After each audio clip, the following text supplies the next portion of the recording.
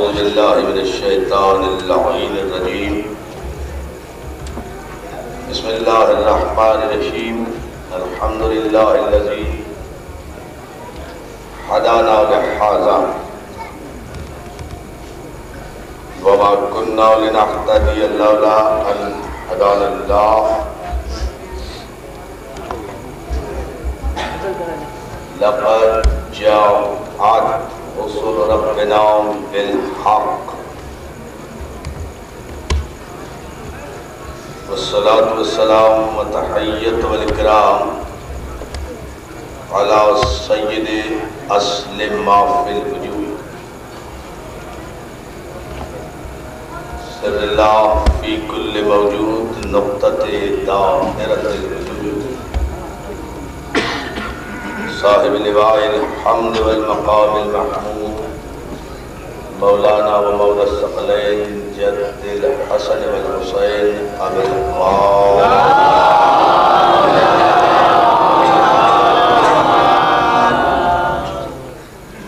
وآله الطيبين الطاهرين المعصومين المنتجبين المظلومين ولعنة الله على أعدائهم أجمعين من يومنا هذا إلى يوم الدين. أما بعد فقد قال سبحانه وتعالى في محكم كتابه الحكيم والنجم إذا هوى ما ضل صاحبكم وما غوى وما ينطق عن الهوى إن هو إلا وحي يوحى. السلام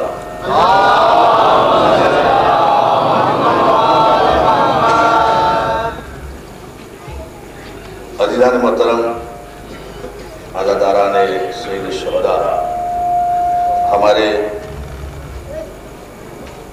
برادران عزیز کی جانب سے یہ سالانہ عظیم الشان مجلس اعزاز جو اس مقام پر منعقد ہوتی ہے، اور میں نے گزشتہ برس میں اس مجلس سے خطاب کا شرف حاصل کیا تھا. جو لوگ غم حسین کے معجزوں کے قائل نہیں ہیں، ان کے لیے آج کے دن یہ مجلس سب سے بڑا معجزہ ہے.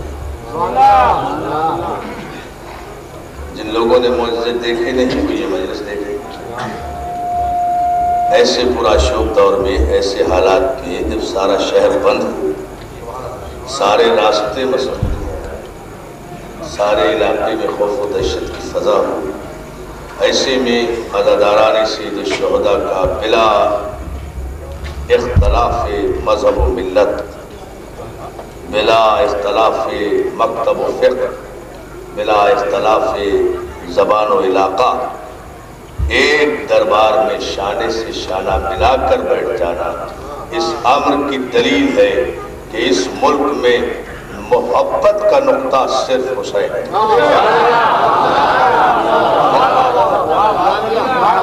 صلوات بھیجے محمد.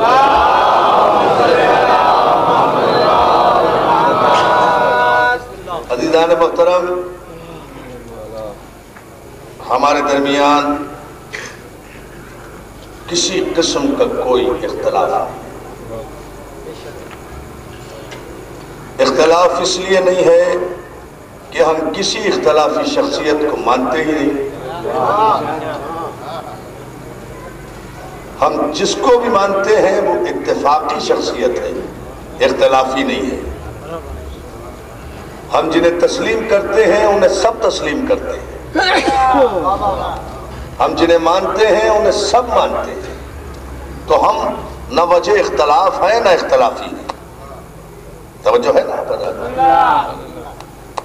ہمارے درمیان کسی بھی قسم کے اختلاف کا سوال اس لیے پیدا نہیں ہوتا کہ میں کل بھی عرض کر رہا تھا یہاں کہ ہمارے دروازے مختلف نہیں ہیں، ہمارا دروازہ ایک ہے. اور پیغمبر اسلام نے اختلافات کے سارے دروازے بند کر دیے، ایک دروازے کا اعلان کر دیا. انا مدینۃ العلم وعلی بابھا، میں شہر علم ہوں اور علی اس کا دروازہ، بس ایک ہی دروازہ ہے اور ایک ہی شہر ہے۔ اب جسے بھی اس شہر تک آنا ہے وہ صرف اس دروازے کے ذریعے آئے گا، اور جب اس دروازے کے ذریعے آئے گا تو کہیں نہ کہیں تو ملاقات ہو جائے گی۔ پھر اجنبیت، صلوات بھیجنا نا محمد علیہ وسلم، اجنبیت کیسے؟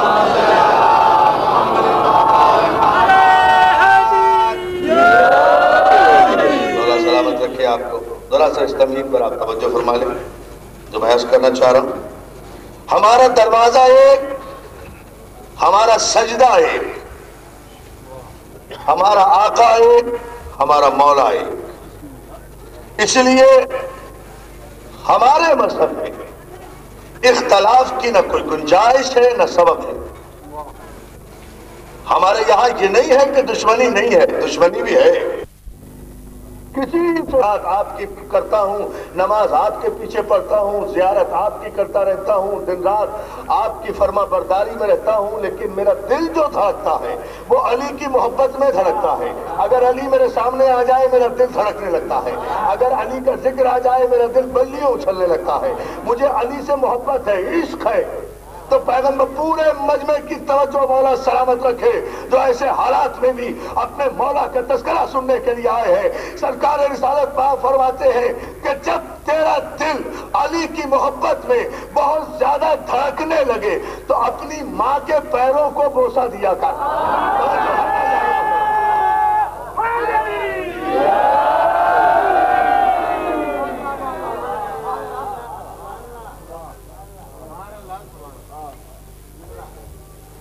کہا یا رسول اللہ جب میرا دل بہت زیادہ علی کی محبت میں دھڑکے تو اپنی ماں کے پیروں کو بوسہ دوں۔ کہا اپنی ماں کے قدموں کو بوسہ دیا کر۔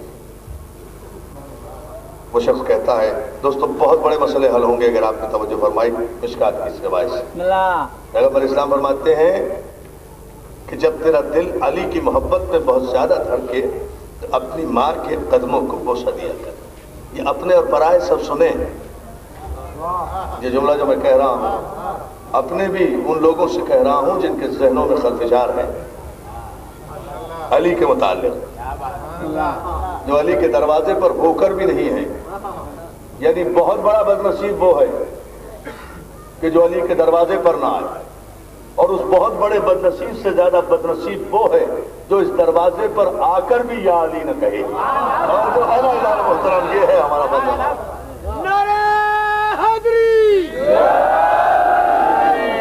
کہا یا رسول اللہ میں اطاعت آپ کی کرتا ہوں محبت علی سے۔ کہا جب تیرے دل میں علی کی محبت موجزن ہو نا دریا کی طرح، اور تیرا دل بہت زیادہ دھڑکنے لگے تو اس وقت تجھ پر واجب ہے کہ فوراً گھر جا اور اپنے ماں کے قدموں کو بوسہ دے۔ وہ فوراً عرض کرتا ہے یا رسول اللہ میری ماں تو مر گئی۔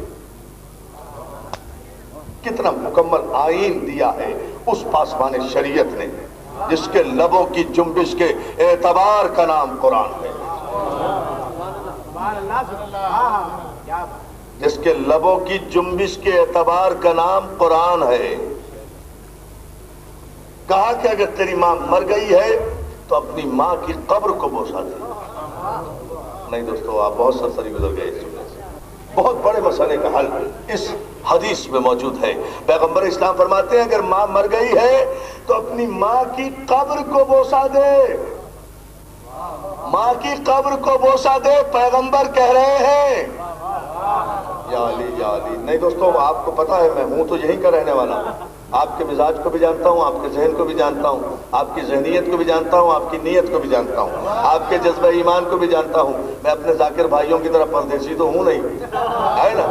آپ ذرا سا غور فرما لیں، اس لیے کہ بغیر سمجھائے ہوئے تو میں بھی آگے بڑھنے کا عادی نہیں ہوں۔ پیغمبر اسلام فرماتے ہیں کہ اگر ماں مر گئی ہے تو اپنی ماں کی قبر کو بوسہ دے، ماں کی قبر کو بوسہ دے۔ یہ پیغمبر نے کہا، یہ صاحب شریعت نے کہا۔ سعودی عرب کے محلوں میں بیٹھ کر جنت البقیع کی قبریں اجاڑنے والے تاریخ کے بدنصیب کلمہ پڑھنے والوں، اگر قبروں کو بوسہ دینا بدعت ہوتا تو پیغمبر کبھی اس صحابی کو یہ حکم نہ دیتے کہ ماں کی قبر کو بوسہ دے۔ تو ہے نا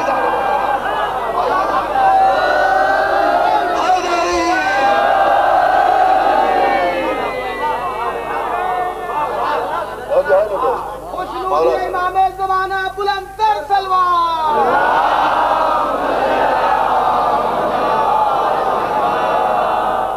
جو ہے نا انسان محترم، پیغمبر اسلام نے کہا یا تو مشکات شریف سے یہ حدیث نکالو کہ ماں کی قبر کو بوسہ دے، قبر ہے تو بوسہ دے رہا ہے نا، اور قبر کو بوسہ دینے کا حکم پیغمبر دے رہے ہیں نا۔ یا رسول اللہ، یہ آپ کا کلمہ پڑھنے، آپ تو علی سے محبت کرنے والے کو یہ حکم دے رہے ہیں کہ اپنی ماں کی قبر کو بوسہ دے، یہ آپ کے کلمہ پڑھنے والے تو آپ کی قبر کو بوسہ مجھے نہیں دینے دیتے، اور جو ہے نا یہ تو آپ کی جانی کو نہیں چومنے دیتے، یہ تو روضہ رسول پر نہیں جانے دیتے، اس لیے کہ نہ ان کی شریعت کا کچھ پتہ چلتا ہے، نہ ان کی بدعت کا کچھ پتہ چلتا ہے، ان کی اپنی مرضی ہوتی ہے، جس سے محبت ہو اس سے اظہار کے لیے ان کا ہر فعل شریعت بن جاتا ہے، جس سے ان کے دلوں میں بغض ہو اس کی شریعت بھی ان کے لیے بدعت بن جاتی ہے۔ اب تو سارے پاکستان نے سارا دن ٹیلی ویژن پر دیکھا کہ کوئی تابوت اٹھ رہا تھا، اس تابوت کو لوگ چوم بھی رہے تھے، اس کے اوپر سے گرنے والی پھولوں کی پتیوں کو اٹھا بھی رہے تھے، رو بھی رہے تھے، علم بھی لے کر چل رہے تھے، علم بھی لے کر چل رہے تھے، جلوس بھی نکل رہا تھا۔ ارے میں مسجد کے آگے سے حسین کا جلوس لے کر نکلوں تو مسجد کی توہین ہو جاتی ہے، تم مسجد میں مردے بھی دفن کر دو تو عبادت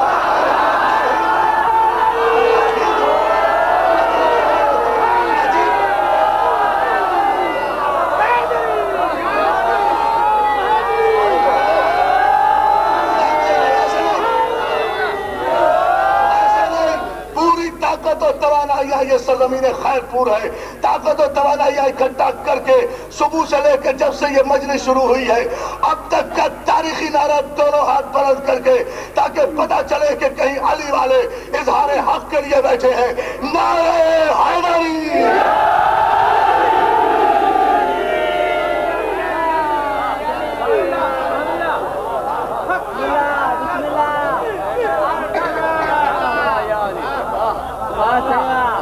عجیب فلسفہ ہے آپ کا،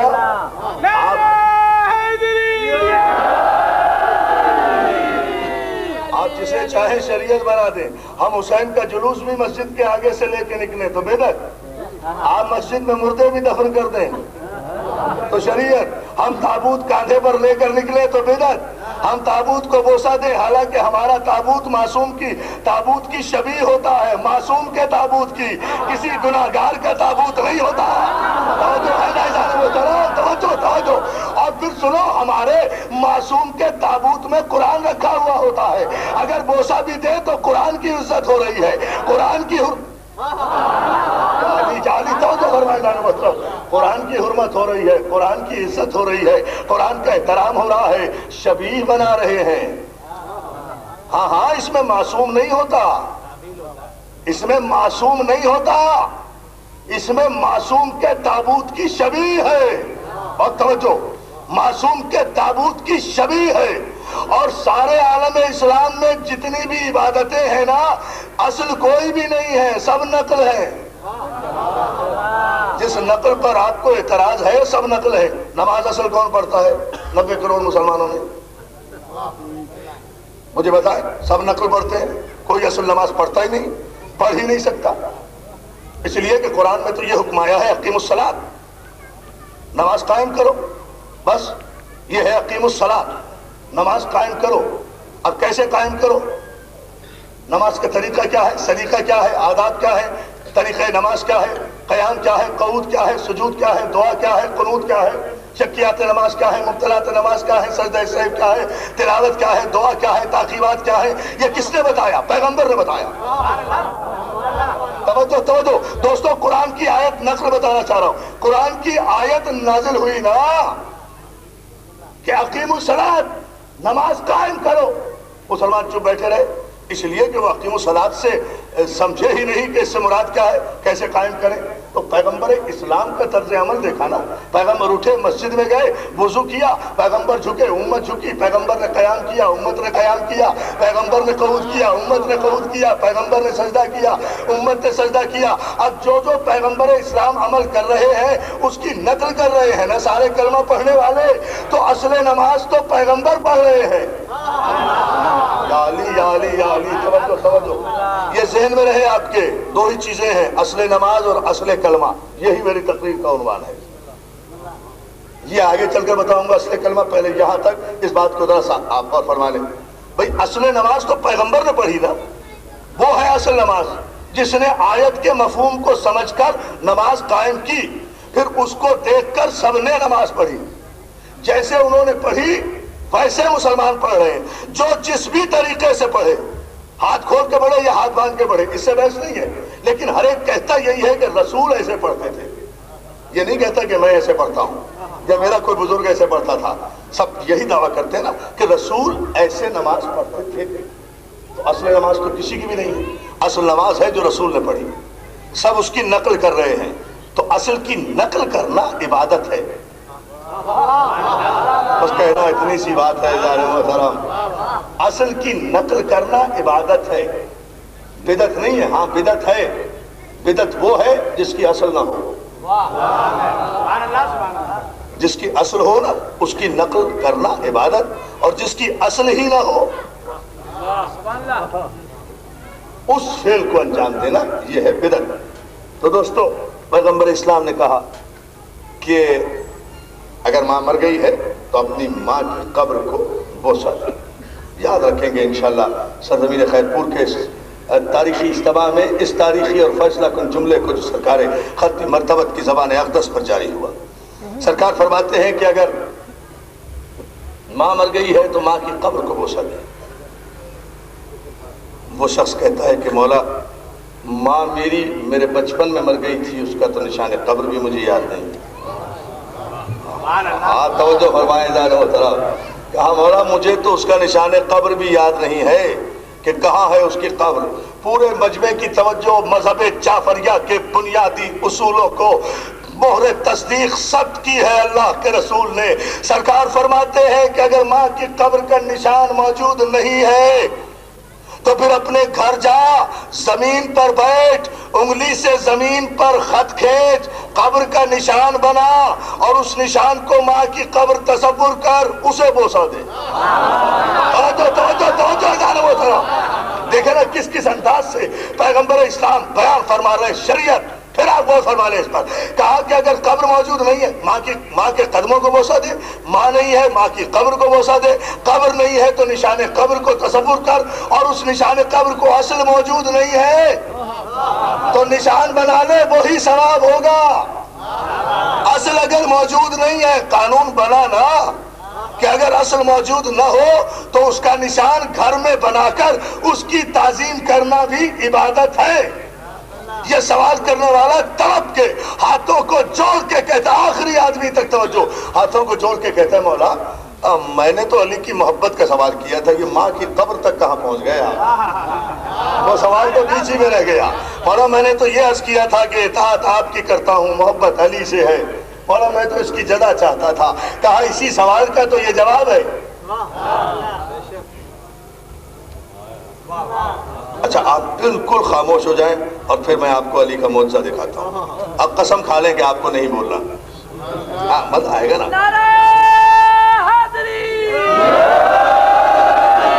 اللہ سلامت رکھے۔ تو آپ ذرا سے اس جملے پہ توجہ فرما لیں۔ کہا سرکار میں نے تو یہ عرض کیا تھا آپ کی خدمت میں کہ اطاعت آپ کی کرتا ہوں، لیکن جب علی کا نام میرے دل کی دھڑکن بنتا ہے، علی جب میرے نزدیک آتے ہیں یا میں اپنے مولا کو دیکھتا ہوں یا ان کا تذکرہ سنتا ہوں یا ان کا ذکر سنتا ہوں تو یا رسول اللہ میرے دل کی دھڑکن تیز ہو جاتی ہے، علی کی محبت میرے انگ انگ میں بس جاتی ہے۔ یا رسول اللہ میں نے یہ سوال کیا تھا، آپ نے کہا کہ اپنی ماں کے قدموں کو بوسہ دے، ماں کی قبر کو بوسہ دے، ماں کے نشان قبر کو بوسہ دے۔ کہا یہ اپنی اطاعت کے حوالے سے نہیں کہا تھا، یہ میں نے علی کی محبت کے حوالے سے اس لیے کہا تھا کہ جب بھی جہاں بھی جس دور میں بھی جس زمانے میں بھی جس مولائی کے دل میں علی کا نام آنے سے دل کی دھڑکن تیز ہو جائے اسے اپنی ماں کی قبر کو، ماں کے قدموں کو بوسہ دینا چاہیے اور یہ کہہ کر دینا چاہیے کہ ماں تجھ پہ لاکھوں سلام کہ تو نے میری پیدائش میں خیانت نہیں کی، خیانتی نہیں کی۔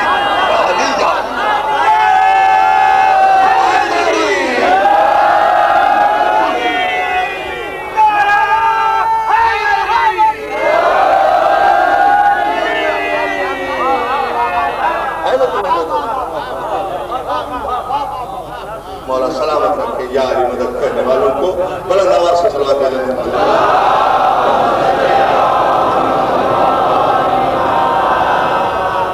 اور اس کے بعد پیغمبر اسلام نے طویل حدیث فرمایا، یا علی انت منی وانا منکا، یا علی انت ولی الامر من بعدی، یا علی انت صاحب حوضی، یا علی انت صاحب لوائی، یا علی انت وزیری و ولی و اخی فی الدنیا والآخرہ۔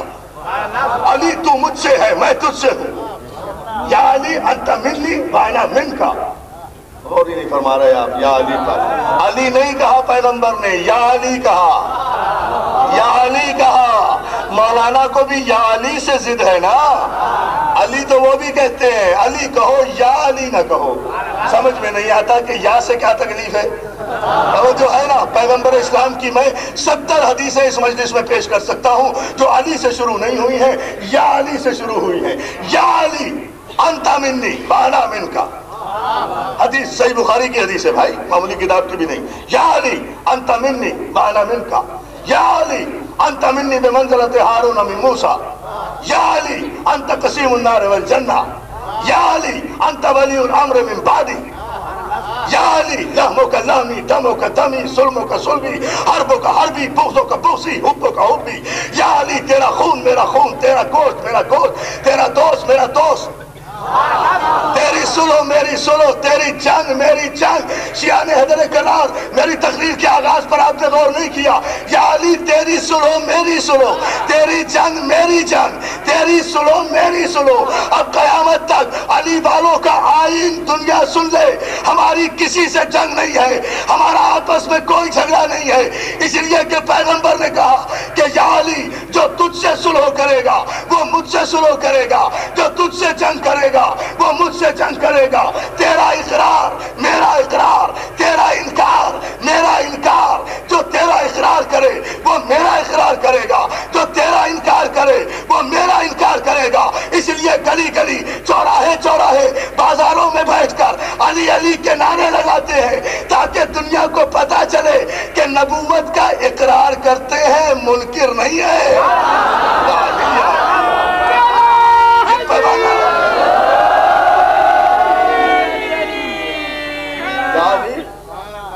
یا علی پھر سنیں اس کو، یا علی پر یہ اعتراض ہے نا سارا۔ یا علی انت منی وانا منکا، یا علی انت ولی الامر من بعدی، یا علی انت قسیم النار والجنہ، یا علی انت منی بمنزلت ہارون من موسیٰ، یا علی لحمک لحمی دمک دمی، یا علی انت صاحب حوضی، یا علی انت صاحب لوائی، یا علی انت ولی، یا علی انت وسیع، یا علی انت اخی فی الدنیا والآخرہ۔ یا علی یا علی توجہ فرمائیں، یہ سب یا سے شروع ہو رہے ہیں، حرف ندا سے۔ یا عربی میں حرف ندا ہے، یا علی۔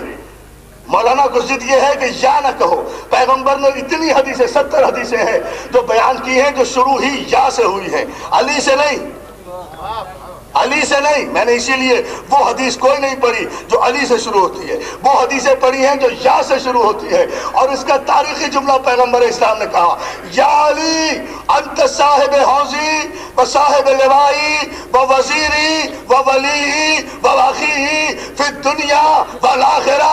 میرے حوض کا مالک تو، میرے علم کا وارث تو، میرے حوض کا مالک تو، میرے علم کا وارث تو، میرے میرے کوثر کا ساقی تو، میرا صاحب لوائے حمد تو، میرا ولی تو، میرا واقعی تو، میرا بھائی تو، میرا وزیر تو، اس دنیا میں بھی اس دنیا میں بھی۔ اور اس کے بعد فیصلہ اپنے اپنے دامن کو ٹٹول لینا کہ پیغمبر نے تاریخی جملہ کا امام شافعی نے روایت کیا، جب مسلمانوں کے امام ہے، حوالہ دے رہا ہوں کہ امام شافعی رحمت اللہ علیہ نے کہا کہ یعنی لا یحبک الا طاہر البلاد ولا یبغضک الا خبیث البلاد۔ علی تجھ سے محبت وہ رکھے گا جس کی ولادت میں طہارت ہوگی، تجھ سے بغض وہ رکھے گا جس کی ولادت میں ناپاکی ہوگی، خباثت ہوگی۔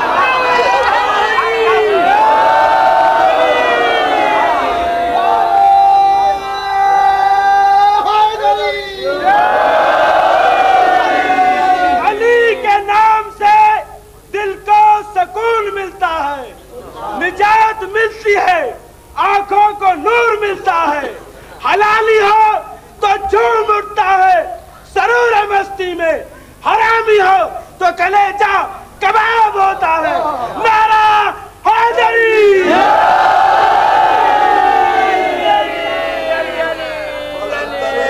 صلوات بھیجے محمد۔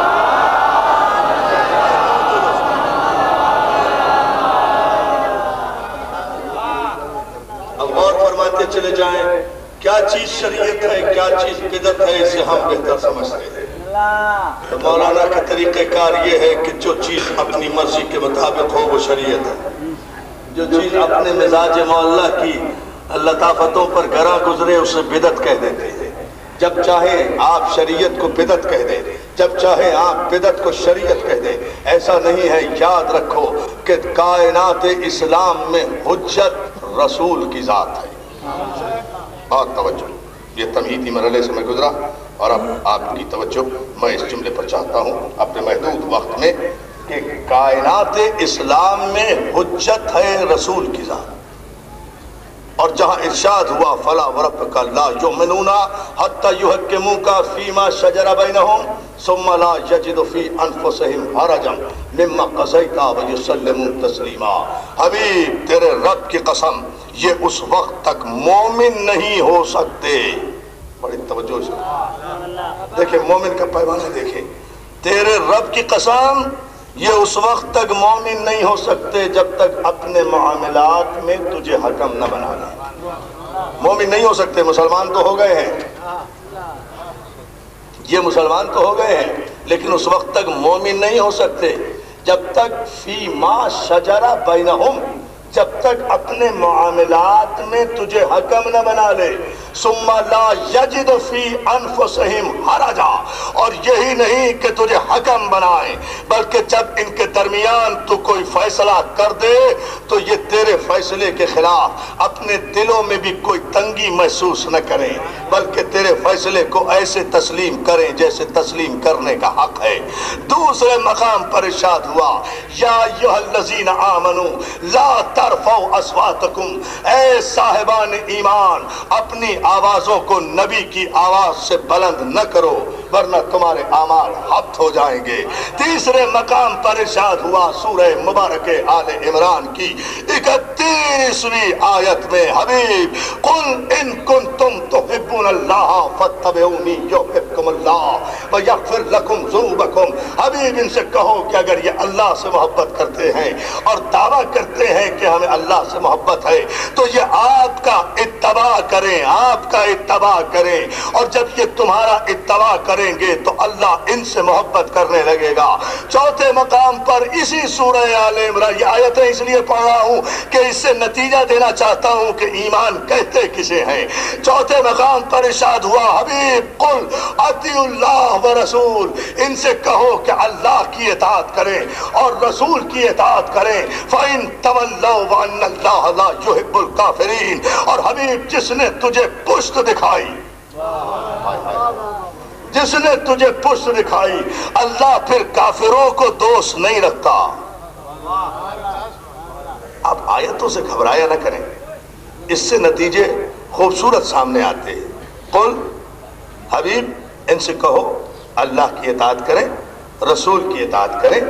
فَإِن تَوَلَّوْا، اور حبیب جس نے تجھے پشت دکھائی، جس نے بھی پشت دکھائی، چاہے زندگی میں پشت دکھائی یا مرنے کے بعد پشت دکھائی، جس نے بھی تجھے پشت دکھائی، اللہ پھر کافروں کو دوست نہیں رکھتا، اللہ پھر کافروں کو دوست نہیں رکھتا، اللہ پھر کافروں کو دوست نہیں رکھتا۔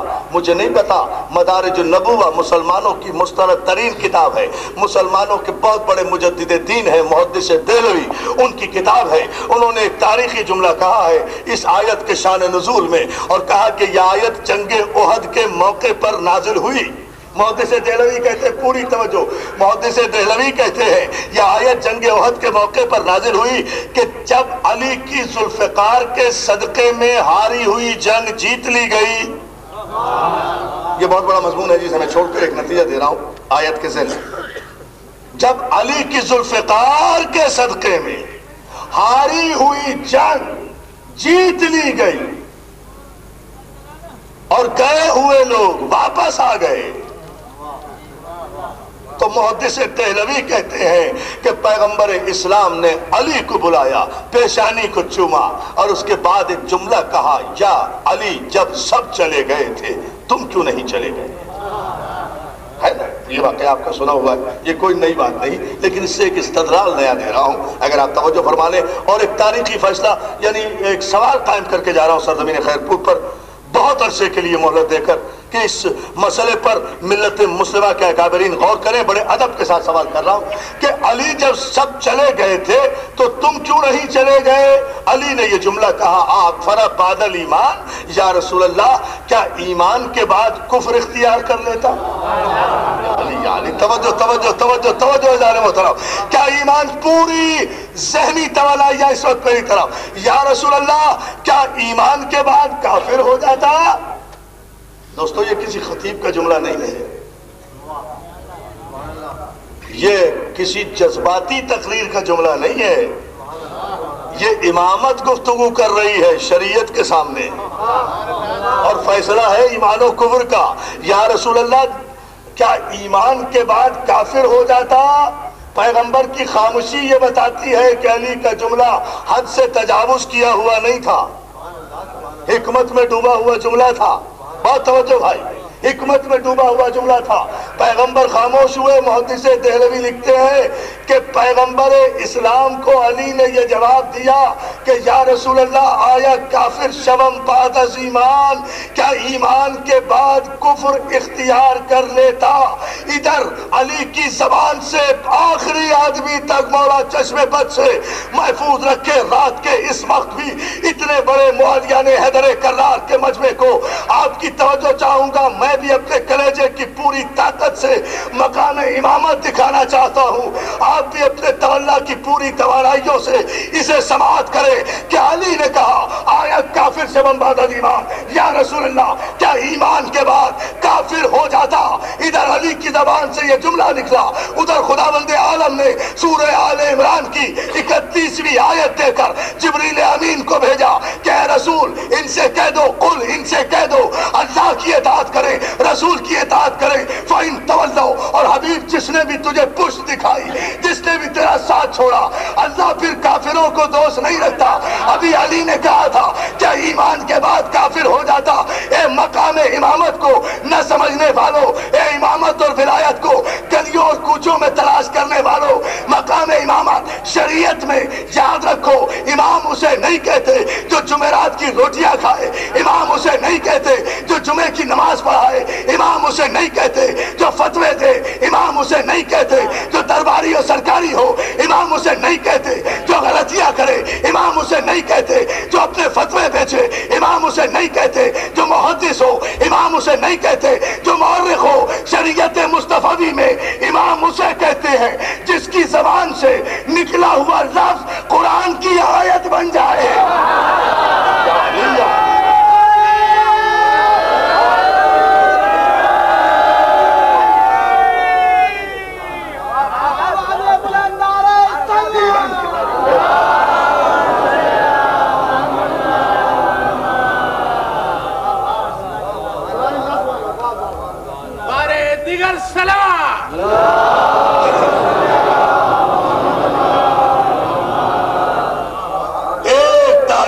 فیصلہ اور ضرور اس کے بغیر گفتگو میری آج کی مکمل نہیں ہوگی. مجھے اپنے مقررہ وقت میں تقریر ختم کرنا ہے. آپ کی زحمتوں کا احساس ہے, آپ کو بہت دور دور ان حالات میں واپس جانا ہے, اس لیے تفصیلی تقریر کا قطعاً متحمل نہیں ہوں.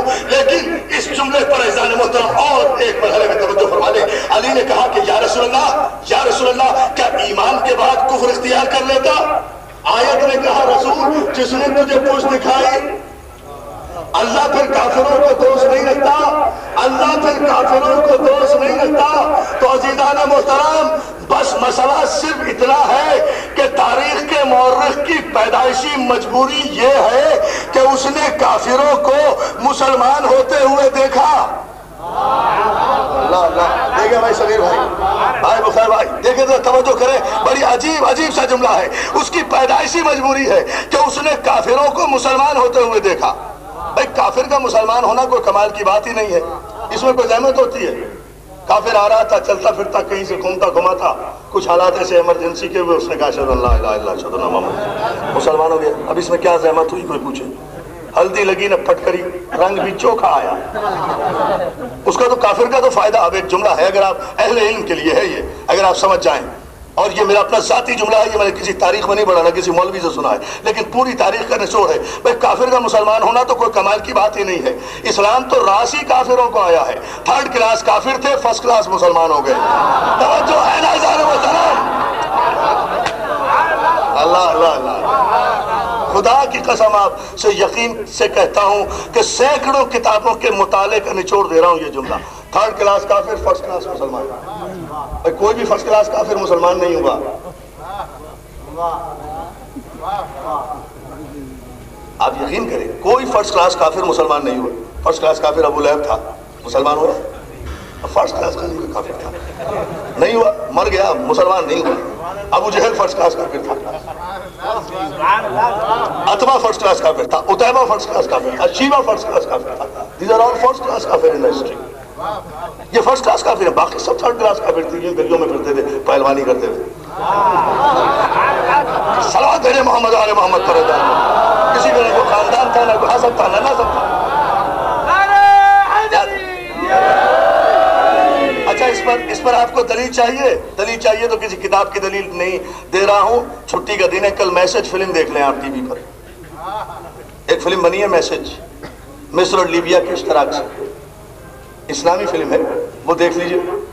میرے اس جملے کی 100% تائید ہوگی کہ سب 3rd کلاس کافر تھے جو مسلمان ہوئے. اس میں سارا نقشہ بتایا گیا ہے, اور یہ مصر اور لیبیا کے اشتراک سے یہ پکچر بنی ہے. جامعۃ الازہر نے اس کا سینسر سرٹیفکیٹ دیا ہے, جو سب سے بڑی اسلامی یونیورسٹی ہے, اور اتنی بڑی اسلامی فلم ہے کہ پاکستان کے مسلمان مولانا اسے پاکستان میں نمائش کی اجازت نہیں دیتے.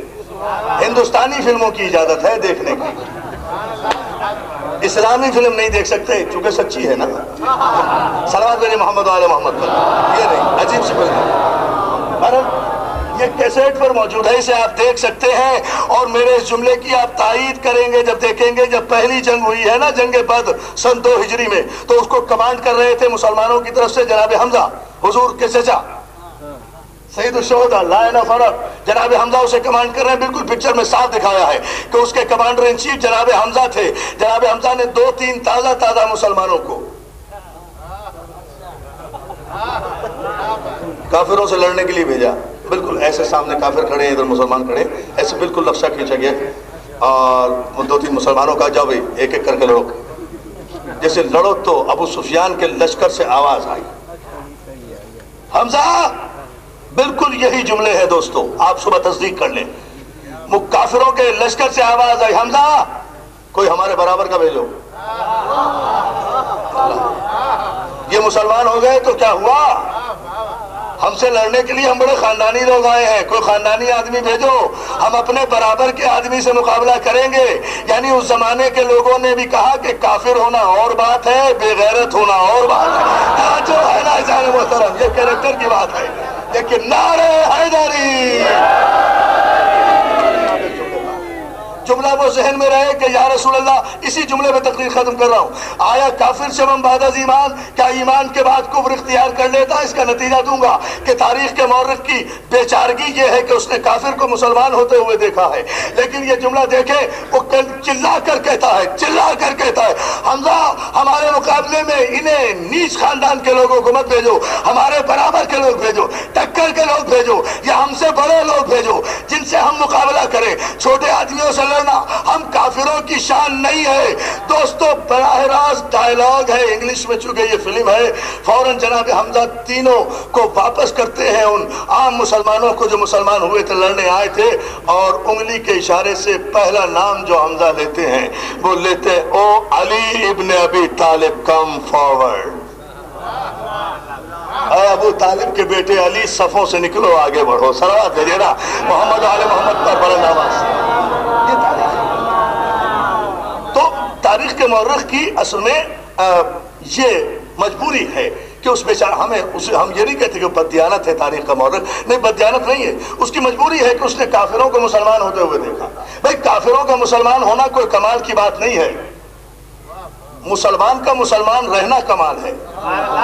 بس یہ ہے میری تقریر کا آخری جملہ، کافروں کا مسلمان ہونا کوئی کمال نہیں ہے، مسلمان کا مسلمان رہنا کمال ہے۔ 1400 برس سے ایک جاہلانہ بحث آ رہی ہے، صاحب پہلے کون ایمان لایا، بعد میں کون ایمان لایا، پہلے کس نے کلمہ پڑھا، بعد میں کس نے کلمہ پڑھا۔ ارے بھائی پہلے بات کی باتیں اس پڑھے لکھے دور میں کیوں کرتے ہو؟ اس میں ضرورت ہی نہیں ہے، نہ پہلے پڑھنے والے کی کوئی فضیلت ہے، نہ بعد میں پڑھنے والے کی کوئی فضیلت ہے۔ کلمہ پڑھنا دلیل فضیلت نہیں ہے، یہ طے مت کرو، اس بحث میں مت الجھو کہ پہلے کون ایمان لایا، بعد میں کون ایمان لایا۔ اس دور میں ثابت ہی اگر کرنا ہے تو یہ ثابت کرو کہ بعد میں ایمان پر مرا کون۔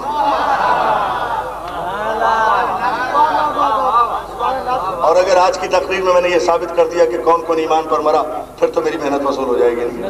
اور میرے ان بھائیوں کی مولا انہیں سلامت رکھے، ماسٹر صاحب کے صاحبزادوں کو اللہ ان کی خدمت کو قبول کرے، جتنے عالی شان پیمانے پر ان کی توفیقات میں مولا اضافہ کرے، جتنے بڑے پیمانے پر یہ تمام کرتے ہیں اس مجلس اعزا کا، ان کی اس محنت کی قبولیت کے لیے اگر صرف قرآن کی روح سے اور محدث دہلوی کی روح سے اور پوری تاریخوں کی روح سے اگر ایک جملے میں ہم یہ ثابت کر دیں کہ کافر کا مسلمان ہونا کمال نہیں ہے، مسلمان کا مسلمان رہنا کمال ہے، ثابت یہ مت کرو کہ کون کافر مسلمان ہوا، ثابت یہ کرو کہ بعد میں حالت ایمان پر باقی کون رہا، مسلمان رہا کون۔ توجہ دوستو، مسلمان رہا کون؟ اب پیغمبر پوچھتے ہیں علی جب سب چلے گئے تھے تم تو نہیں چلے گئے، علی نے کہا یا رسول اللہ کیا ایمان کے بعد، کیا ایمان آخری آدمی تک توجہ، کیا ایمان کے بعد کافر ہو جاتا؟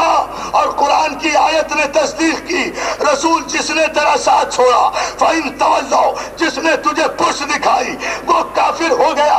قرآن میں آیت بھی موجود، علی کا قول بھی موجود، محدث دہلوی کی روایت بھی موجود۔ اب مجھے تاریخ سے، مورخ سے، راوی سے، توجہ دوستو، روایت سے، حدیث سے، محدث سے، مفتی سے، فقیہ سے، مجتہد سے، مورخ سے یہ پوچھنا ہی نہیں ہے کہ کون کون کافر مسلمان ہوا اور کب کب مسلمان ہوا۔ مجھے تو صرف ایک سوال کا جواب دے دو کہ جنگ احد میں رسول کو چھوڑ کر جو لوگ قرآن کی روشنی میں ایمان کے بعد کافر ہوئے تھے وہ دوبارہ کب ایمان لائے؟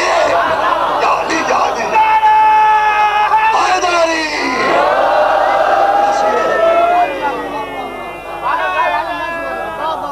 بلند ترین صلوات میرے محمد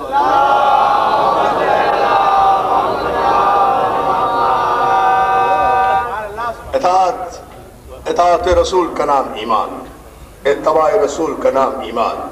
اطاعت کے معنی فرما برداری کرنا، اتباع کے معنی فالو کرنا، لیکن فالو کے معنی نبی کے پیچھے پیچھے چلنا نہیں۔ اتباع کے معنی ہے نبی کے مقصد کو سمجھ کر نبی کے نقش قدم پر چلنا، یہ ہے اتباع۔ نبی کے پیچھے پیچھے چلنا بھی تو یہ ایمان نہیں ہے۔ آگے آگے موسیٰ ہے، پیچھے پیچھے فرعون ہے، راستہ بھی ایک ہے، راستہ کے پہ فرعون نے موسیٰ نکلے اپنے ساتھوں کے ساتھ، فرعون نے کہا اپنے لشکر کے ساتھ، موسیٰ نے ایسا ہمارا راستہ بنا بنا راستہ جو موسیٰ کے پیچھے جا رہے تھے واقعہ ان کے کعبہ میں جا رہے تھے دریا کے پار ہو گئے اور جو فرعون آیا دریا پر اس نے بھی راستہ بنا دیکھا اس نے کہا دیکھا ہاں ربکم الاعلیٰ میں کتنا بڑا خدا ہوں دریا نے میرے لیے راستہ بنایا موسیٰ کے لیے تو نہیں بنایا آ جاؤ اسی راستے پر اگر مرنا ہے تو ایک جملہ ہے آپ کی بیداری کا امتحان لوں گا میں ایک جملے پر گفتگو ختم کر رہا ہوں اسی پر آ جاؤ اگر چلنا ہے تو اسی راستے پر چلا موسیٰ کے پیچھے پیچھے جا رہا ہے پھر بھی فرعون موسیٰ کے راستے پر چل رہا ہے پھر بھی فرعون موسیٰ کے نقش قدم پر چل رہا ہے پھر بھی فرعون موسیٰ کے اتباع میں چل رہا ہے پھر بھی فرعون قرآن نے اسے فرعون ہی کہا فرعون بھی اسی راستے پر چلا اور اس کے لشکری بھی اسی راستے پر چلے درمیان دریا میں پہنچا راستہ ہٹا موجیں ہٹی موجیں اٹھی فرعون غرق ہو گیا اس لیے کہ نبی کا دشمن تھا معصوم کا دشمن تھا معصوم کا بھی دشمن تھا معصوم کے معجزے کا بھی دشمن تھا تو خدا کا قانون یہ ہے کہ خدا گناہگاروں پر عذاب نہیں بھیجتا خدا عذاب بھیجتا ہے معصوم اور معجزے کے دشمن پر جو بھی معصوم اور معجزے کا انکار کرے چونکہ فرعون نے معصوم کا بھی انکار کیا تھا اور موسیٰ کے معجزے کا بھی انکار کیا تھا اس لیے پیچھے پیچھے جانے کے باوجود بھی غرق ہو گیا مگر سنت الہی کو دنیا سمجھے کہ جب خدا کا عذاب آتا ہے تو فرعون اکیلا غرق نہیں ہوتا اپنے ساتھیوں سمیت غرق ہوتا ہے توجہ ہے نا اعلان محترم یہ قانون ہے خود صلوات بھیجنا محمد عالم ساتھیوں سمیت جاتا ہے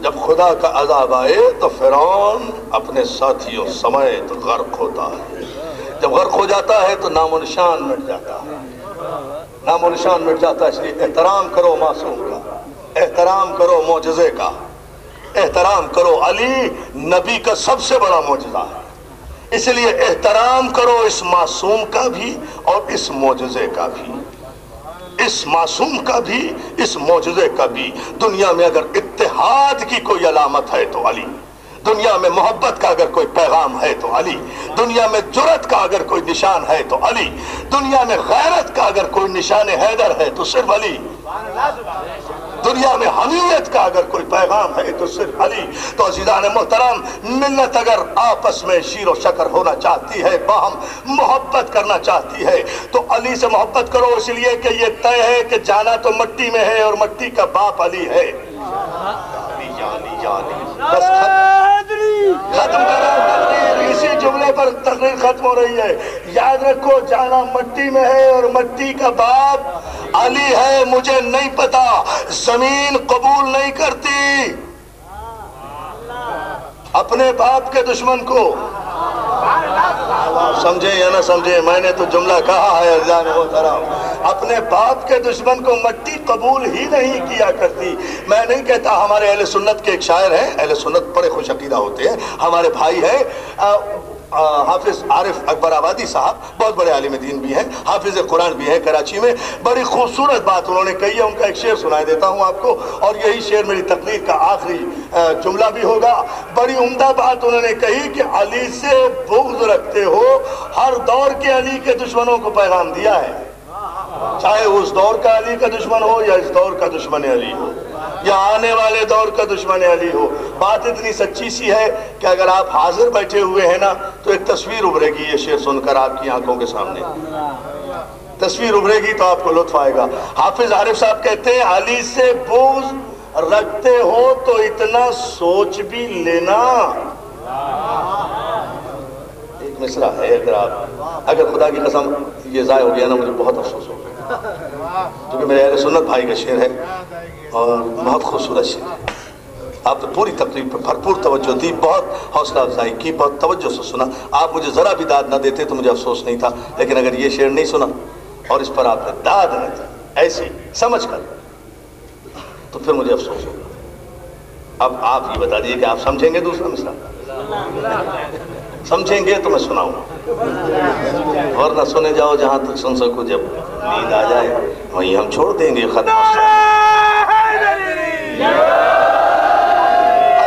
میں دیکھتا ہوں کہ آپ کیسے سمجھتے ہیں علی کے دشمن کی نشانی بتائی ہے اہل سنت کے مشہور شاعر نے کہتے ہیں علی سے بغض رکھتے ہو تو اتنا آخری آدمی تک میں کیا کروں، میرا جی نہیں چاہ رہا کہ میں مصرع سناؤں، اس لیے کہ اگر یہ ضائع ہو گیا نا تو بہت بڑا پرابلم ہوگا۔ بیسیکلی میں شاعر، اور اچھا شعر مجھے اگر خود اچھا لگے اور اس کی پھر کوئی داد نہ دے تو پھر مجھے افسوس ہوگا۔ حالانکہ میرا شعر نہیں ہے یہ، شاعر کو اپنے شعر پہ اگر داد نہ ملے تو تکلیف ہوتی ہے، مجھے کسی کے بھی اچھے شعر پر اگر داد نہ ملے تو تکلیف ہوتی ہے، بس یہ فرق ہے شاعر میں اور خطیب میں۔ سمجھیں گے آپ مصرع؟ آئے حسین محمد صاحب آپ بھی سمجھ لیں گے، آپ سمجھ لیں گے یہ مصرع؟ پھر تو سارا مجمع سمجھ لے گا۔ اچھا سمجھیں، مولا آپ کو سلامت رکھے، اللہ سمجھیں۔ دونوں ہاتھ بلند کر کے پوری طاقت و توانائی سے مجلس میں پڑھ چکا ہوں، یہ شعر پڑھ کے گفتگو ختم کر رہا ہوں۔ نعرہ حیدری! اس دور کے بھی علی کے دشمن سنے، اس دور کے بھی دشمنان علی سنے، یاد رکھو علی سے دشمنی بہت مہنگی پڑتی ہے۔ اہل سنت کے شاعر نے کہا علی سے بغض رکھتے ہو تو اتنا سوچ بھی لینا، کیا تمہاری شکل مرتے وقت پہچانی نہ جائے گی؟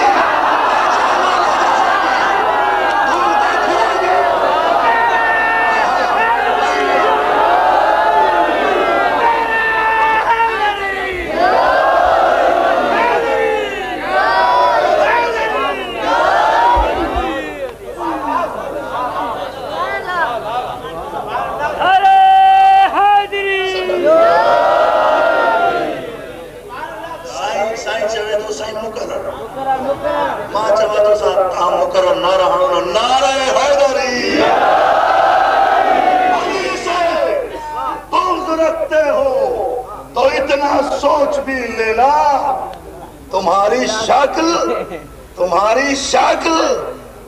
مرتے وقت پہچانی نہ جائے گی، دوربین سے بھی نظر نہیں آئے گی، توجہ ہے نا؟ پہچانی نعرہ حیدری!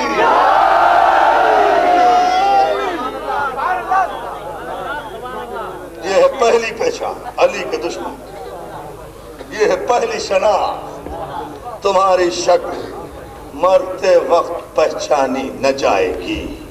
عزیزان محترم، یہ ہے علی کے دشمن کا انجام کہ مرتے وقت اس کی شکل نہیں پہچانی جاتی، شناختی نہیں ہوتی، اندازے سے دفن کر دیتے ہیں۔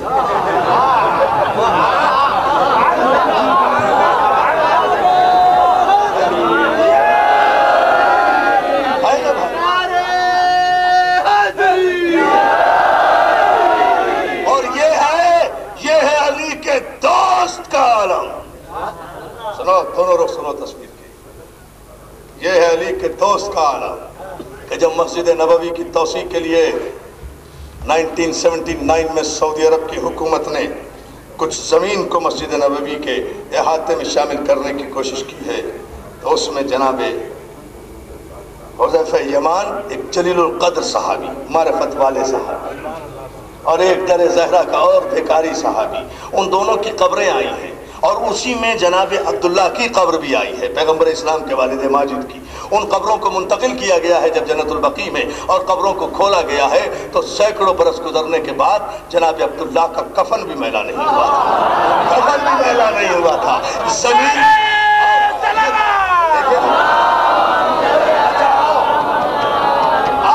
تاریخی فیصلہ لیں، جناب عبداللہ کون؟ پیغمبر اسلام کے والد ماجد، جناب عبداللہ، جناب عبد المطلب، جناب ابو طالب، یہ وہ جلیل القدر ہستیاں ہیں جو علی اور نبی کے والد ہیں، جن کے اوپر مسلمان کی تاریخ کا مورخ کافر ہونے کا الزام لگاتا ہے، اپنے کافروں کو مسلمان سمجھتا ہے۔ تو جناب عبداللہ پیغمبر اسلام کے والد ماجد کی جب قبر کھودی گئی تو ریش اقدس کا بال بھی بیکا نہیں ہوا تھا، کفن بھی میلا نہیں ہوا تھا۔ قبر کی مجال تھی کہ علی کے آبا و اجداد کے جسم کو خراب کر سکے، مٹی کی طاقت کیا تھی؟ تو دوستو آؤ نا آج کی مجلس میں فیصلہ کریں نا، ہم 1400 برس پرانی بات پیش کرتے ہیں۔ اے عبداللہ اور ابو طالب کے ایمان میں شک کرنے والے، تاریخ کے کافر مورخ کو چھوڑو، تاریخ کو چھوڑو، مورخ کو چھوڑو، روایتوں کو، نہ تم ہماری بات مانو گے نہ ہم تمہاری بات مانیں گے۔ روایتوں سے استدلال سے کچھ نہیں ہوتا، ہمارے والوں کی قبر تو تم نے کھود کر دیکھ لی، اس سے اندازہ ہو گیا، اب اپنے والوں کی تازہ تازہ قبریں کھود لو، اندازہ کر لو۔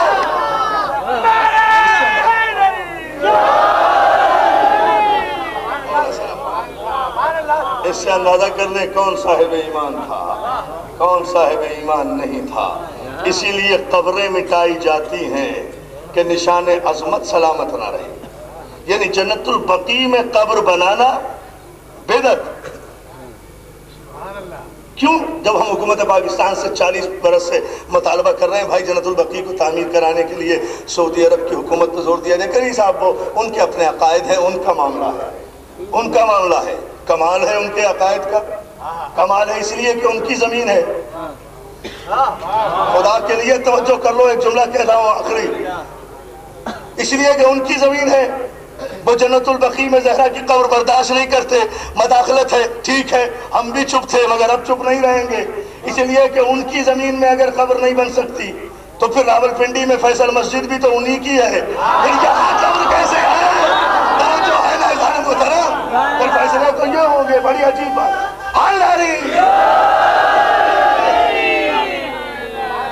انہی کی زمین، انہی کا پیسہ، انہی کا سرمایہ، وہاں بدعت یہاں شریعت، بڑی عجیب بات ہے۔ اگر وہاں بدعت ہے تو یہاں بھی بدعت ہے، ورنہ پھر جنت البقیع کے مزارات تعمیر کرو۔ بطول کی بیٹی، رسول کی بیٹی، بطول بیٹی، ایک بیٹی، ایک اور ایک بیٹی جسے مرنے کے بعد بھی برداشت نہیں کرتے۔ پوچھو دوستوں، یہ بات نہیں ہے، لوگ سمجھتے نہیں ہیں، جینا نہیں ہے تمام عمر، مرنا ہے، جانا ہے قبر میں، کسی کا کوئی بھروسہ نہیں ہے۔ سیاسی وابستگیوں کا مطلب یہ نہیں ہے کہ آدمی عاقبت اور آخرت کو بھول جائے۔ یہ سانس جو میرے سینے سے آئی، کیا پتہ کہ یہ آخری سانس ہے؟ اس کے سامنے جانا ہے، کم از کم اس کے لیے اپنے آپ کو تیار کرو۔ سوچو، غور کرو، کوئی کبھی نہیں جیا، رسول کی بطول بیٹی۔ کیا میں تاریخ کے مورخ سے یہ سوال نہیں کر سکتا؟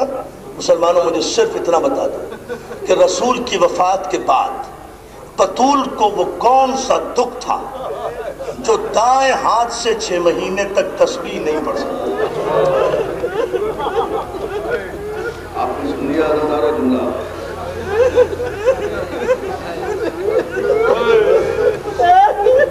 کیوں؟ تم پہ رونے کی پابندی ہے؟ تمہیں کوئی منع کرتا ہے عزادارو؟ یہ تو بہت بڑے مصائب پر حاوی ہے یہ جملہ۔ 6 مہینے تک رسول کے، ہاں میں پھر پڑھتا ہوں، ہاتھ نہ جوڑ میرا بھائی، میں پھر پڑھتا ہوں یہ جملہ۔ رسول کی بطول بیٹی 6 مہینے تک دائیں ہاتھ سے تسبیح نہیں پڑھ سکتی، اس لیے کہ دائیں ہاتھ پہلو سے ہٹتا ہی نہیں تھا۔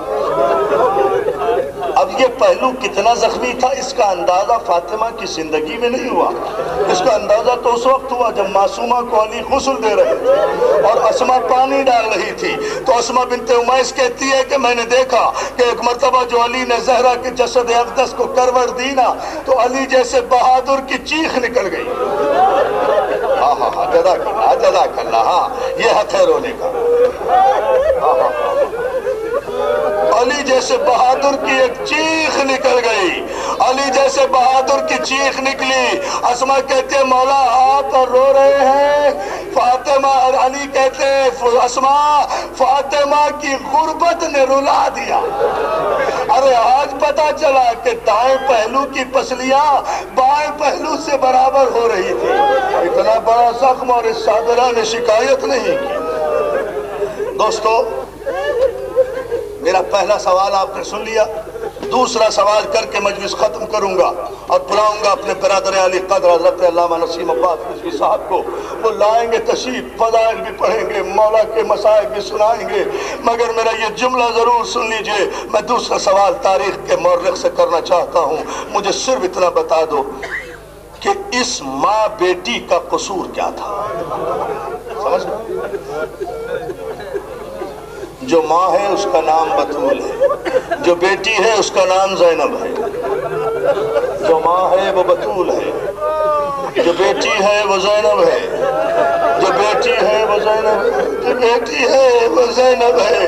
اللہ تمہیں شام کی زیارتیں نصیب کرے عزادارو، اللہ تمہیں شام کی زیارتیں، میں کل بھی عرض کر رہا تھا، ذرا سا جملہ آگے بڑھاؤں، اللہ کرے تم کربلا سے سڑک کے راستے شام جاؤ، کوفے سے ہوتے ہوئے جب شام جاؤ گے نا عزادارو، تمہیں کوفے اور شام کے راستے میں 44 بچوں کی قبریں ملیں گی۔ اولاد والوں، اللہ تمہارے بچوں کو سلامت رکھے۔ میں بڑے سکون سے پڑھوں گا۔ جب آپ سڑک کے راستے جائیں گے نا عزادارو، آپ کو کربلا سے شام تک کے راستے میں 44 چھوٹی چھوٹی قبریں ملیں گی نامعلوم بچوں کی۔ آپ شام کے رہنے والوں سے پوچھیں گے ارے یہ کن لاوارث بچوں کی قبریں ہیں، تو وہاں کے رہنے والے بتائیں گے یہ حسین کے یتیموں کی قبریں ہیں۔ آپ سینے پہ ہاتھ مار کے پوچھیں گے حسین کے یتیموں کی قبر یہاں کیسے بن گئی؟ کہا ہاں قافلہ یہیں سے گزرا تھا نا۔ ارے تو پھر قبریں کیسے بن گئی؟ تو وہ بتائیں گے حسین کے ظاہر، اے حسین کے عزادار، بیویاں بیٹھی تھی اونٹوں پر۔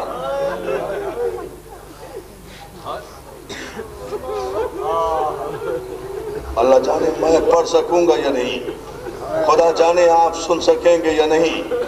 وہ بتائیں گے یہ قبریں بچوں کی کیسے بنی؟ بیویاں بیٹھی تھی بے کجاوے کے اونٹوں پر، سیدانیوں کے ہاتھ بندھے تھے گردن سے، چھوٹے چھوٹے بچے بیٹھے تھے ماؤں کی گودوں میں، یتیم بچے ماؤں کی گودوں میں بیٹھے تھے۔ عزاداروں جب کوئی ظالم کسی بیوی کے اونٹ کو تازیانہ مارتا اور اونٹ تیزی سے دوڑتا، چھوٹے سے بچے کے ہاتھ کی گرفت ماں کے گریبان سے ڈھیلی پڑ جاتی اور بچہ گرتے ہوئے 3 مرتبہ کہتا اماں میں گر گیا۔ جزاک اللہ جزاک اللہ جزاک اللہ عزادارو۔ رو، تم پہ رونے کی کوئی پابندی نہیں ہے، ہاں بس یہ حق ہے رونے کا، رو ایسے جیسے بطول کی بیٹیاں اجڑی ہیں۔ خدا کرے کسی کا گھر ایسے نہ اجڑے۔ عزادارو میرا جملہ سنیں گے آپ؟ بچہ 1 مرتبہ تو گرتے ہوئے کہتا اماں میں گر گیا، اماں میں گر گیا۔ اور یہ ماں جس کے ہاتھ گردن سے بندھے ہوئے تھے، یہ اپنے بچے کو سنبھال بھی نہیں سکتی تھی۔ سن لو کہ جملہ عزادارو، جب یہ ماں مڑ کر دیکھتی تو کسی بچے کا سینہ کسی اونٹ کے پاؤں کے نیچے ہوتا تھا، بچہ کچل کچل کے مر جاتا تھا۔ اور راوی کہتا ہے جب قافلہ گزر جاتا تو میں دیکھتا کہ ایک سیاہ نقاب پوش بی بی آتی، اس بچے کو اٹھاتی اور گود میں بٹھا کر کہتی لوگو میں تمہارے رسول کی بیٹی فاطمہ زہرا، میرا بچہ مارا گیا۔ جزاک اللہ جزاک اللہ جزاک اللہ۔ کیا مجلس ہو رہی ہے؟ یہی حق ہے، یہی حق ہے رونے کا عزادارو۔ اس طرح سے یہ قافلہ روانہ ہوا، اس طرح سے بطول کی بیٹی نے یہ مرحلے طے کیے۔ 1 رسن 12 گلے، کربلا سے کوفہ، کوفہ سے شام، شام سے بازار، بازار سے دربار، دربار سے زندان۔ عزاداروں سفر کا مہینہ ختم ہو رہا ہے، 1 مہینہ 22 دن ہو گئے۔ آپ اپنی شہزادیوں کا ساتھ دے رہے ہیں، آپ فرش عزا پہ بیٹھے ہیں۔ مولا تمہیں کوئی غم نہ دے سوائے غم حسین کے۔ مولا میرے بھائیوں کی اس مجلس کو قبول کرے۔ یہ جملہ سن لو عزاداروں، ایک رات ایسی آئی،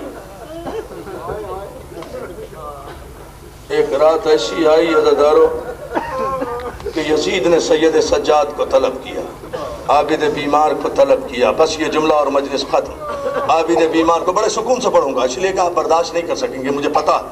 عابد بیمار کو طلب کیا، عابد بیمار سے کہا یزید نے عابد بیمار آج سے آپ آزاد ہیں، جہاں چاہے چلے جائیں، مدینہ جانا چاہتے ہیں تو چلے جائیں، میں سواریوں کو انتظام کر دیتا ہوں۔ اب مجھے دیکھنا یہ ہے کہ تم سنو گے کیسے۔ یزید پوچھتا ہے سید سجاد سواریوں کے لیے کتنے اونٹ بھیج دوں؟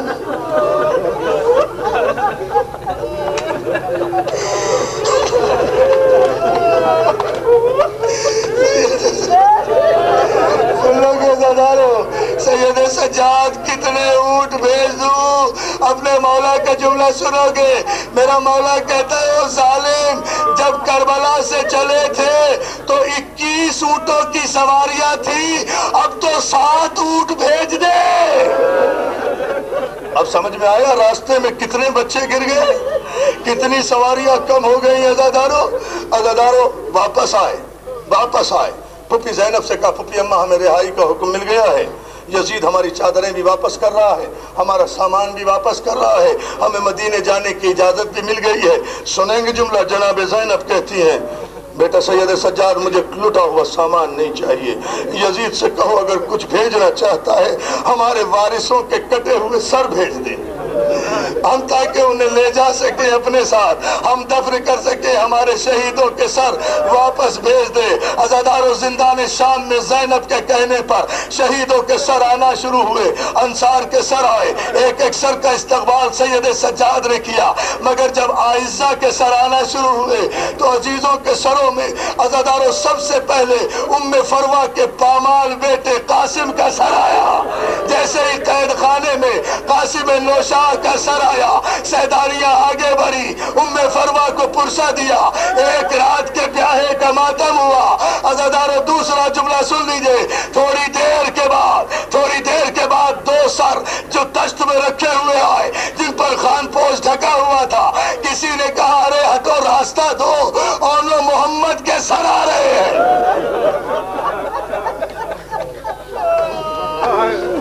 میں مجلس ختم کر رہا ہوں اس جملے پر عزادارو، اون محمد کے سر آ رہے ہیں۔ ساری سیداریاں قید خانے میں اٹھی زینب کو پرسہ دینے کے لیے، اور میری ماں بہنیں قربان علی کی بیٹی تیرے صبر پر، زینب کہتی ہے بیویوں خبردار، اون محمد کا ماتم نہیں کروں گی، اون محمد کا پرسہ میں نہیں لوں گی، میں تو اپنے اکبر کا ماتم کروں گی، اکبر کا ماتم کروں گی۔ عزادارو تھوڑی دیر کے بعد شور اٹھا، ہٹو ام لیلہ کے بیٹے علی اکبر کا سر آ رہا ہے۔ اکبر کا سر آیا، زینب آگے بڑھی، زینب نے سب سے پہلے گود میں لیا، سیدانیوں نے پرسہ دیا، اکبر کا ماتم بڑے دھوم سے ہوا ہے زندان شام میں۔ ایک جملہ اگر سن سکیں، زینب کہتی ہیں اکبر کے سر کو گود میں لے کے، ارے بھابھی ام لیلہ کہاں ہے؟ علامہ دربندی کا جملہ ہے، اور میری ماں بہنیں اگر سن رہی ہیں میری آواز تو یہ جملہ سنیں، ان کے لیے پڑھ رہا ہوں۔ جناب ام لیلہ کے متعلق جناب زینب نے کہا بھابھی ام لیلہ کہاں ہے؟ فضہ نے کہا وہ جو کونے میں خاموش بیٹھی ہوئی ہے، سر کے بال کھولے ہوئے، عزادارو وہی تو لیلہ ہے زینب۔ ارے زینب اکبر کا سر لے کر آئی، بھابھی اپنے بیٹے کی زیارت نہیں کرو گی، اپنے بیٹے کا چاند سا چہرہ نہیں دیکھو گی؟ عزادارو لیلہ اٹھ کر کھڑی ہو گئی، ہاتھوں کو جوڑ کے کہتی ہے شہزادی میں نے کب دعویٰ کیا کہ اکبر میرا بیٹا؟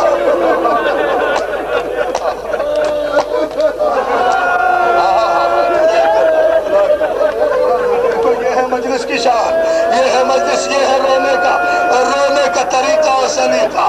بھابھی ام لیلہ اپنے بیٹے کی زیارت نہیں کرو گی؟ لیلہ کہتی ہے زینب تجھے اکبر کے سر کی قسم، میں نے کبھی 18 برسوں میں اکبر کو اپنا بیٹا کہا؟ ارے اکبر کی ماں میں کب ہوں؟ اکبر کی ماں تو آپ ہے۔ زینب کہتی ہے بھابھی، عزادارو یہ جملہ سن لے، زینب کہتی ہے بھابھی میں نے تو اکبر کو پالا ہے، اکبر کی ماں تو آپ ہی ہے۔ اکبر کا سر لیلہ کی گود میں زینب نے دیا، زینب نے گود میں اکبر کا سر لیا۔ اب سن لینا عزادارو، پتھر بھی ہوگا تو آنسو نہیں روک سکے گا۔ لیلہ نے اکبر کے سر کو دیکھا اور اس کے بعد ایک مرتبہ پھر پوچھا شہزادی زینب آج مجھے ماں بننے کا حق دے دیا؟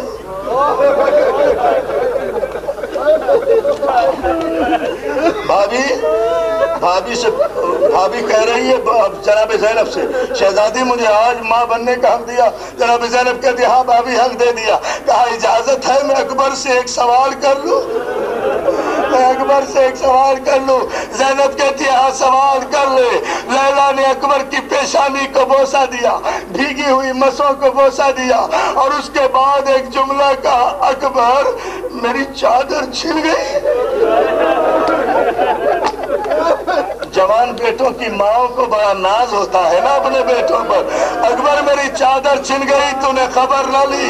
अकबर अब रिहा होकर जा रही हूँ, मुझे इतना बता दे, सूरा पूछेगी मेरा भाई नहीं आया, मेरा भाई नहीं आया तो मैं क्या जवाब दूंगी? अदादारो आखिरी जुमले अकबर का खत्म हुआ, एक एक शहीद का सर आता गया। मैंने सारे मसाइल छोड़े, बस आखिरी जुमला और दुआ दे दूंगा दोस्तों, बुला लूंगा अपने भाई को मौलाना नसीम अब्बास साहब किबला को। ये जुमला, एक मरतबा कैद खाने के दरवाजे पर हलचल मची, फौजों की आमद शुरू हुई, किसी ने नकारा बजाकर आवाज दी, हटो रास्ता दो, कमरे बनी हाशिम अब्बास का सारा। जज़ाकल्लाह जज़ाकल्लाह, अदादारो मातम करो। गाजी अब्बास का सर आ रहा है, जिंदान का दरवाजा खुला, अब्बास का सर आया। अज़ादारों जैसे ही कैद खाने में अब्बास का सर आया ना, सुन लेंगे जुमला, सारी सैदानियां एक साथ मट्टी से उठी, हर एक ने अपने सर पे हाथ रख कर कहा, अब्बास मेरी चादर। जज़ाकल्लाह जज़ाकल्लाह जज़ाकल्लाह। तो मेरे भाई मौला तुझे सलामत रखे, मौला तुम्हें आबाद रखे, बस अब ऐसे रहो जैसे ज़ैनब चाहती है। अदादारो अब्बास का सर आया, ज़ैनब आगे बढ़ी, सबसे आगे बढ़कर अली की बेटी ने मेरे गाजी के सर को अपनी गोद में लिया। और गाजी के दीवानों और सिंध में रहने वाले गाजी के आलम को अपने लिए गावा समझने वालों, गाजी के लिए ये जुमला सुन लो अदादारो। ज़ैनब ने अब्बास के सर को हाथों में लिया। दरबान कहता है, जिंदाने शाम का जो दरोगा था वो कहता है, मैंने देखा जब अब्बास का सर आया था तो अब्बास की आंखें खुली हुई। अगर समझ गए तो आंसू न रोको, खुदा के लिए। मैंने मजलिस खत्म कर दी। दरोगा कहता है अब्बास की आंखें खुली हुई थी, मगर जब ज़ैनब ने गोद में लिया मेरे गाजी की आंखें बंद हो गई।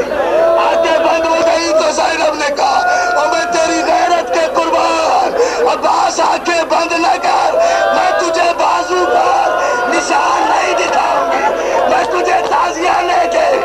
जज़ाकल्लाह जज़ाकल्लाह। हाँ तो शुरू करो ना, मजलिस पहुंच गई अपनी मेराज पर। एक जुमला, अज़ादारों गाजी का मातम हुआ, गाजी का मातम कैद खाने में हो रहा था। ऐसे में मेरा बीमार इमाम उठकर नजदीक आया, फुफी के पास आकर कहा, फुफी अम्मा मेरे चचा के सर को मुझे दे दीजिए। आखिरी जुमला अज़ादारों, सैयद सज्जाद ने अब्बास का सर हाथों में लिया, सीने से लगाया और सीधे कैद खाने में बनी हुई एक छोटी सी कब्र के पास आए। कब्र पर आकर अब्बास के सर को रखा।